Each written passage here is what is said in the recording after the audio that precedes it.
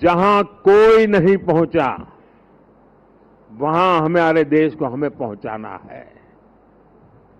और व्यक्ति के जीवन में हो, समूह का जीवन हो या राष्ट्र का जीवन हो, जब तक वो बड़े संकल्प के साथ सोचता नहीं है, परिणाम नहीं मिलता है।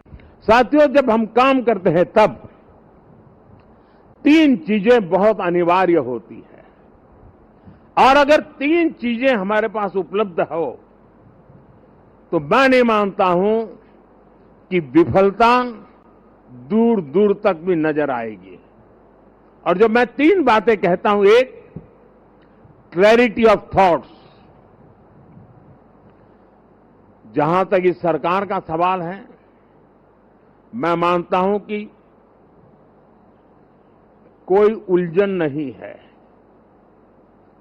बाएं जाए, दाएं जाए, ऊपर जाए, नीचे जाए, कुछ नहीं, उसको पता है ऐसे ही जाना है और उसे पा करके रहना है।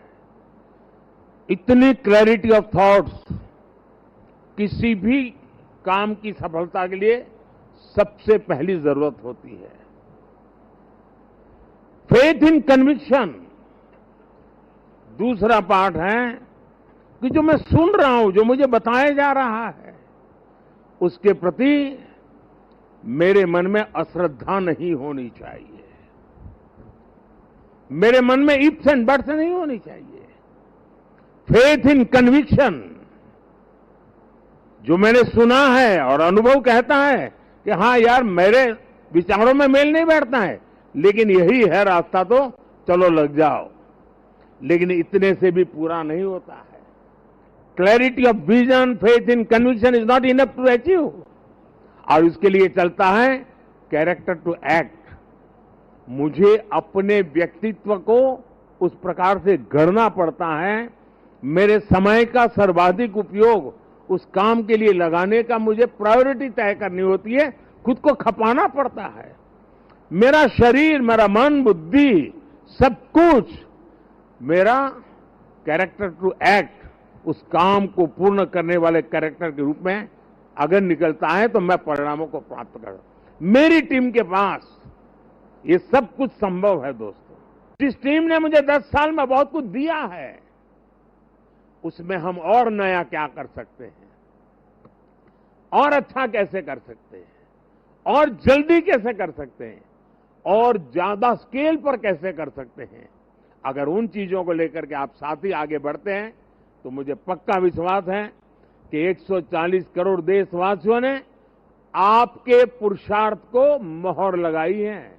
ये चुनाव मोदी के भाषणों को मोहर नहीं है, ये चुनाव आपके 10 साल के हर सरकारी कर्मचारियों के पुरुषार्थ को मोहर लगी हुई है। इसलिए इस विजय के बड़े हकदार अगर कोई है तो आप लोग हैं। इस विजय के सच्चे हकदार कोई हैं तो भारत सरकार के हर कर्मचारी भी हैं कि जिन्होंने एक विजन के लिए अपने आप को खपा देने में कोई कमी नहीं रखी, और देश में पहले से बहुत तेज गति से काम हुए, जिसका परिणाम भी नजर आ रहा है। लेकिन मैं एक नई ऊर्जा के साथ, नए हौसले के साथ आगे बढ़ना चाहता हूं। मैं विराम करने के लिए पैदा नहीं हुआ हूं। सफल वो इंसान होता है जिसके भीतर का विद्यार्थी कभी मरता नहीं है।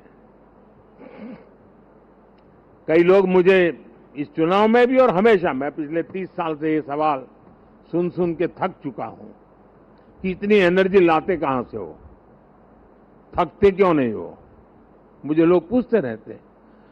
लेकिन वो मेरे बॉडी को तराश रहे हैं, मेरी बॉडी में क्या खाता हूं, कितना सोता हूं, मैं योगा कितना करता हूं। अब वो गलत ट्रैक पर है, इसलिए मेरी एनर्जी का रहस्य उनको पता नहीं है। मेरी एनर्जी का रहस्य, मैं जीवन भर भीतर के विद्यार्थी को जिंदा रखता हूं।